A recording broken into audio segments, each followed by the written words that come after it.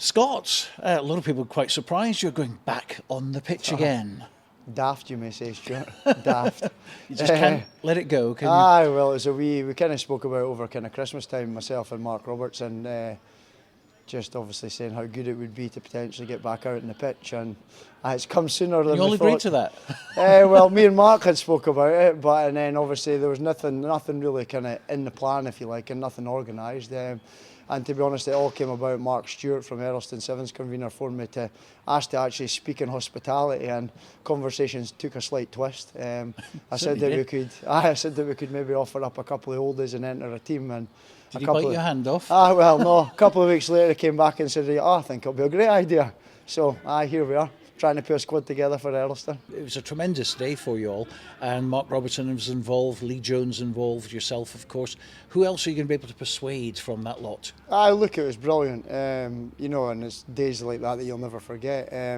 So there's the three of us that are obviously confirmed, and there's another few boys confirmed behind that. So Scott Riddle, James Johnston and James Fleming will take part in it. So that's us up to 6, and then we're kind of still, the last 4, there's obviously a couple of boys there in terms of in the mix and stuff, but not fully 100% yet. So there is a reserve list, and there's obviously a couple of things, just obviously there's still a few boys potentially playing as well that were involved in that day as well. So we're just making sure that everybody's going to be available. But the 6 of us we're in. And what's the name of the team? We're the Auld Stars. Auld Stars. Auld Stars. Auld Stars. Very, yes. very good. What colour will we be playing in? We're going blue and yellow tartan. Oh, right. And we've been kindly supported by Fjortus as the main sponsors. Because a lot of people watching now will think, oh, well, you're just going to walk the Earlston Sevens. But tell me what the difference is like between something that happened 7 years ago without any training and now jumping back in again. I'll tell you after Sunday how sore I am. To be honest, look, there's always the majority of us are obviously kind of ticking over, but as you say, nothing can really replicate on the pitch. I don't know what to expect, to be honest. It's rugby, you say it's like riding a bike, but then obviously you can run up and down the pitch as much as you want, but as soon as you add contact in, and I dare say there'll probably be a few folk wanting a wee cheap shot at us as well. So I was going to say, that's very tempting, isn't it? It's all fun and all part of it, and we know what we're signing up to at the end of the day. We're entering into a male sevens competition, so look, we know what to expect, but I don't know.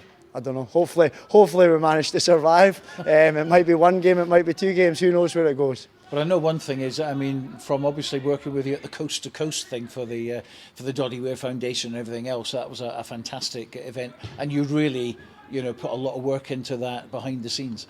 Yeah, look, and that's, we knew that wasn't going to be easy in terms of coast to coast, 24 hours of continual work. And it's similar, and look, I'm not saying that I'm not going to do anything before I turn up to Terrace, and of course I'm going to have to run about, but I'll definitely not be playing before it. And nothing can mimic obviously the live thing. So I dare say when it gets to the day, it's going to definitely be tougher than certainly what I've been preparing for in terms of, I'll be run fit, but definitely won't be contact fit. But then there'll be a lot of people who'll say you were never contact fit, Scott, anyway. So lots of kicking, lots of passing. Maybe not kicking. I think the idea of the day is try and keep hold of the ball.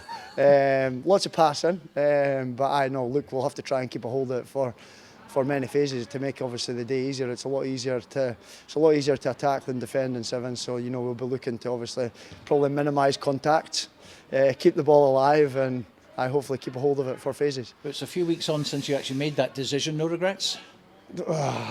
Well, time will tell. When are you training? I jump in and now and again in the odd session here. Obviously, look, just keep ticking along in terms of doing my kind of own stuff, running and stuff. So, but look, it's mainly running. Just as long as we can run and stay fit, that's really all I've done.